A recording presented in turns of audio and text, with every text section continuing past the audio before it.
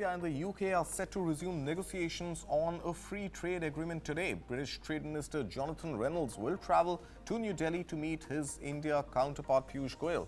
The two nations had launched talks in Jan 2022 and held 14 rounds before pausing ahead of elections in both the countries. Now let's look at the progress that has been made so far on the India-UK free trade negotiations. Now 13 rounds of talks have been completed as of December 2023. The 14th round, which began on 10th of Jan 2024, as I told you, was paused in May 24 due to elections in the US, followed by India elections. Now, what are the objectives of the free trade agreement between India and the UK? Well, now, number one on agenda is boosting bilateral trade and investments.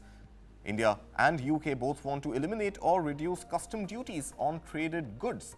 Now, there are certain demands that India has of the UK, and among these, the most critical is greater access for skilled professionals in India's IT and healthcare sectors to find access to UK, and of course, market access for Indian goods with zero custom duty. Meanwhile, there are demands from the UK as well, and these include lower import duties, especially on Scotch whisky, which attracts 150% duty at present, plus lower concessions on electric vehicles, lab meat, as well as chocolates and confectionery items. But that's not all.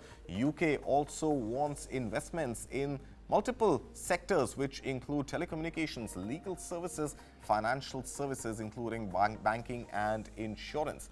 Now, just to bring you up to date with the trade between India and UK, bilateral trade between India and UK for the year 23-24 stood at about $21.3 billion.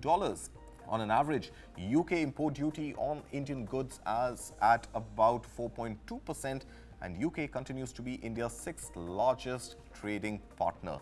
FDI from UK for the April 2020